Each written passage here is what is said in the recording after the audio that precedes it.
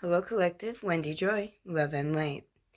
I know that it's very easy to get swallowed up within the density of realizing, recognizing, or even being able to see that you're in a reality, a space, a place that you never once intended to be.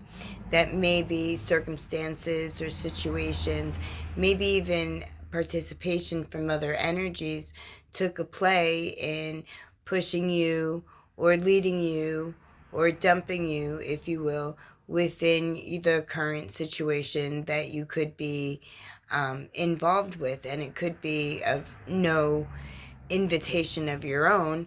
Like, I'm sure you didn't go out and say, there's an issue today, let me step in the middle of it and create a larger one, and then let me become involved, so that I receive the karma, or even the dharma, depending upon what way you want to look at your participation. But if you're forcing a situation, whether it's for your energy or for another, then typically there's nothing good that comes out of that except a learning lesson. And then you need to reflect in order to even gain the value of even experiencing what the situation is as a learning lesson, so that you know how to pivot your mindset or pivot your movement or enhance life and motion into something that's more beneficial, not just for you, but for the other energy around you as well, in order to give everyone, an equal playing field, so to speak, because one should never be above another, because we're all of the same, we're all equal. There's not one person is better than another.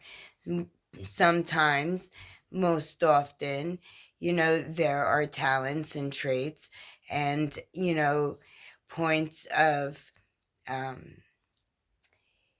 enlightenment that, people receive, where they have the ability to share their knowledge and their wisdom, whether through, an instrument or their vocal cords or even their writing skills, right? But there's always more than just that. That's just one facet, because in order to be able to provide that talent where other energy would be able to receive it, would be to experience what it is that you're cultivating, you're bringing into tangible, where you could touch it, pretty much. So, I mean, that could be anything. That could be, finishing your homework if you're going to college or a trade school. That could, or even self-study. I did that. I still self-study. There hasn't been an establishment I paid not 1 cent to, not ever, because that was an education or learning or grasping the most information that I can regarding any topic, subject, or position in structure. And we'll just call life a structure, because there's many different types of structures, and there's many different types of life, and there's many different ways to view it and to be a part of it. So there's not one specific way.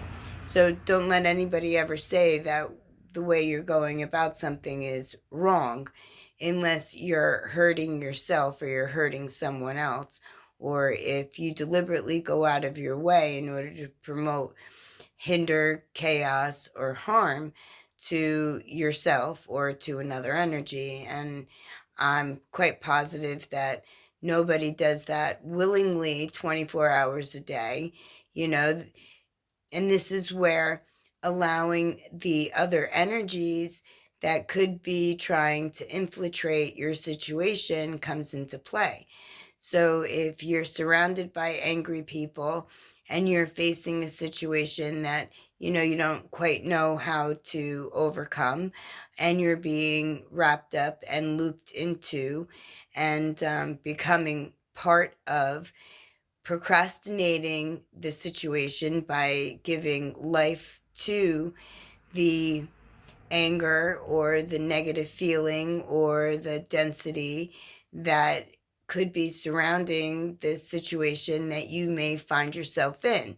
Again, due no fault of your own, I'm quite positive. You know, even when people do things destructively on purpose, they usually set themselves apart from it so that they're not, an active participant, but they're an observer or a witness or a watcher, you know. And unfortunately, it's that much easier for us as the individual that's being targeted, or the finger is being pointed out, or the light is being shone. The light is on that other person, we'll just say.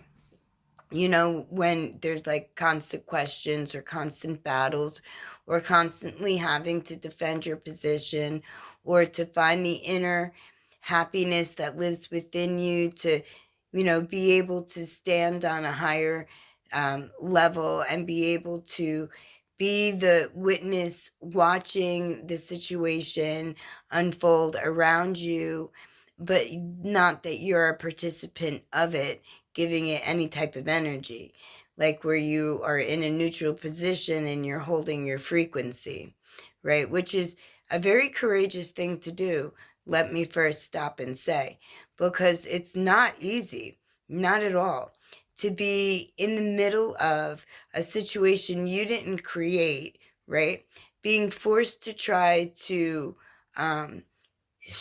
like, stay above water, like swim, float, like live, if you will, the best that you can in a situation you didn't want, invite, or, even contemplate entering your environment. But that could make you bitter. That could make you the same type of anguish or anger or energy, in regardless of the form, that could be, the one that's trying to keep you in a downward spiral position so that you second guess where you are and you step off of your high level, drop your vibration, and maybe concede to what it is that they're relentlessly throwing at you.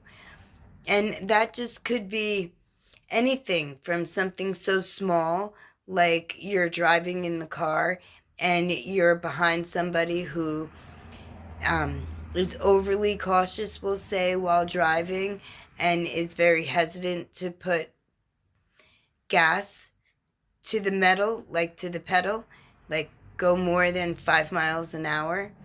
I mean, that used to frustrate me. And I used to stop and say, oh, well, you know what? They probably don't know where they are. They're probably lost. They're probably trying to look for landmarks. And maybe that's why they're going so slow. And then I evolved away from that and was like, maybe whatever happens, happens for a reason. And it may or may not have anything to do with me.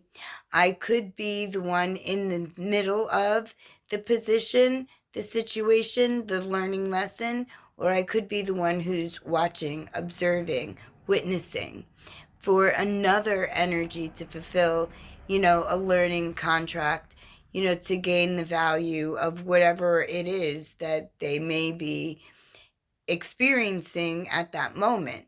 So understanding that we're not alone in this world, that other energy can, put us in a position where we're either dead in the center or we're watching and observing, maybe even taking notes and remembering, so that when or if that situation occurs again and we have an opportunity to move from watcher and observer to actual, not individual who's being targeted, but the savior, if you will, that comes and reminds that individual that their power has never been outside of them, that their power has always been within them, and that whatever choice that they've chosen to stand even in the middle of what appears to be chaos or disruption, will elevate to the next level even higher than where you are when you continue to look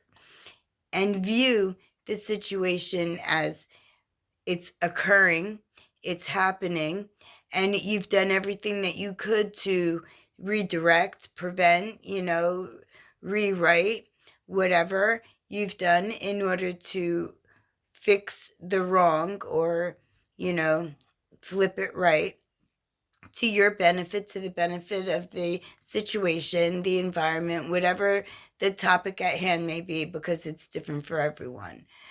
But you've done what you could, and you're not going to force it.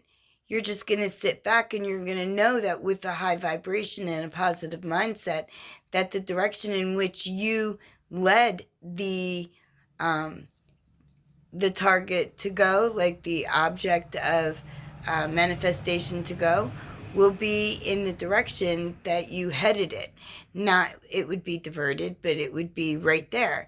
And when the time was right, because it's all up to divine time, it's not actually up to us. I, learned that the hard way when I thought that everything should be 1, 2, 3. But I never did once consider what's the relationship and distance between 1, 2, 3 from this energy to another energy form. Like we are plasma, yes, but there's different types of plasma. So I would think that energy works differently in the different levels of plasma. So maybe it takes longer because it's, or maybe it doesn't even need to, because where I'm going, where I'm asking, is already complete and full. There's wholeness that exists, and, it's just perfect, where everybody is equal and works balanced and harmonized together. But that's a whole nother story. So anyways, I can see where it's easy to get tripped up and to slip backwards, because I've seen it happen with a multitude of people. And as much as I'd like to say they weren't brave enough or strong enough, they actually are. But the situation could be so overwhelming, and the consequences could be so dear if, the worst scenario actually does occur. And when you stop and when you start to stop dwelling on how you're being affected or who you can affect because of your choices, are going to be, experiencing this disruption, we'll say, then, that could bring you down even further. And I'm watching this almost in real time. My niece is in a situation that she didn't ask to be in, that she tried really hard to avoid. She, from what I can tell, is has always been a decent, loving, caring person who, like every other young child, growing into adulthood, received mixed messages from, the parents or the family members of the household, but it was no fault of anyone's, because they didn't know any better either. So I can see where if, you watched an elder, absorb, what they never should have, then I could see why it would be harder for another generation, a younger generation, to know mentally that, a better mind space is the right place to be, and to not so much turn the other cheek, but, be very aware and allow, positivity to cultivate even when situations look dire. But then there's that longing that sometimes we haven't gotten over with maybe the loss of a family unit as we once knew it, through any type of chaotic dysfunction, we'll say. Maybe not so much, final endings, but it could be, But when we stop and we realize that we can only control how we respond, and we can only respond when we forgive ourselves from what we perceive to have been a misguided teaching from people that we love, or even society, or even the neighborhood, because how we respond or react is usually formed within our younger stages when we're developing a realization of where we woke up to. Like, we're in this place, and it may or may not look the same to you as it once did. I know that the environment here looks nothing like the environment I grew up in. Nothing. Nothing at all. And I also know that that's a deliberate thing in order to keep us, contained, limited, and small. But I also am aware, and I don't allow it to ruin or run or take over my life, like how I live my life. So I still live my life the way I've always lived my life. I'm just very aware of what's going on around me, and I tend to be, adding more love and light to the collective, because not everybody is in a position where they realize or remember or even understand that the world we live in today, right now, 2026, has way, way, way different in every A to Z and anything in between type of reality that was from the 1950s, the 1960s, the 1970s. And I can tell you because I grew up in the 1970s. It was a short childhood, but nevertheless, yeah. And the air was crisp, and it was inviting, and it's fragrant, and the skies were very blue, and the clouds were very, very white and puffy, and the ground was like a dark brown, and the grass was vibrant and green, and the flowers were just majestic. And I remember saying, this is the best place to ever be. And as I got older and things started to slowly change, it was almost as if people didn't notice, and they really didn't. They just absorbed things that really weren't theirs. But then again, time continued to illuminate that energy is a very big part of you and me, and that we have the ability to control our destiny. And with that comes the new age, the new beginning, Aquarius, if you will, right?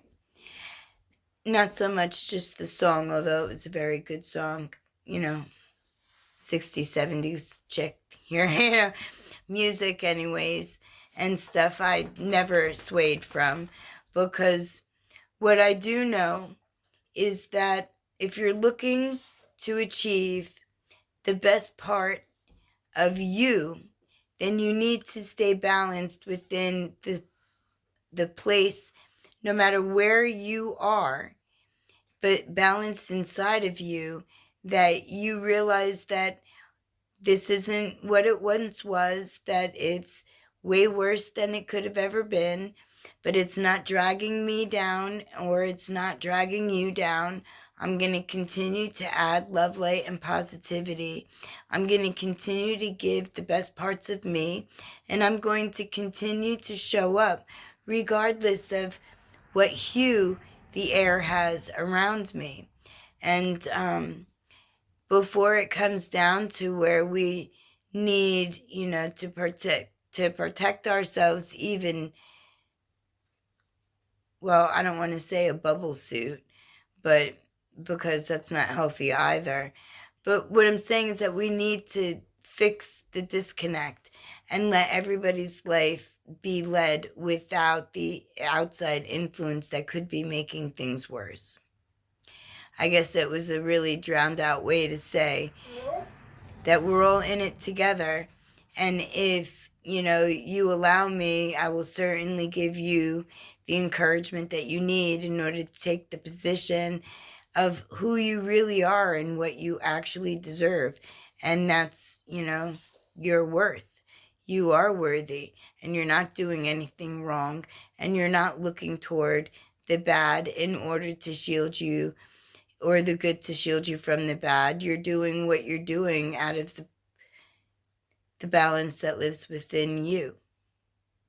So if there's another energy that's trying to dissuade you, just remember that you're not alone and reach out, because I will certainly be right with you, adding extra strength so that you continue to remain an observer until it's time to be an actual healer. And a healer not just to you, but to all that it's involved. That's where I am. I've been everywhere. I've done everything. And I'm right back where I started. Telling stories and healing people with my hands and my voice and my mannerism. Full circle, maybe. But I never once let my situation dictate how I was going to handle any situation. Like, my mindset has always been mine. And I've never really let it take over my environment. I always knew that I was better than where I was, and that I had the ability to change and to make whatever it is real by what I chose to give life to. You do too. You have a very good day. Love and light.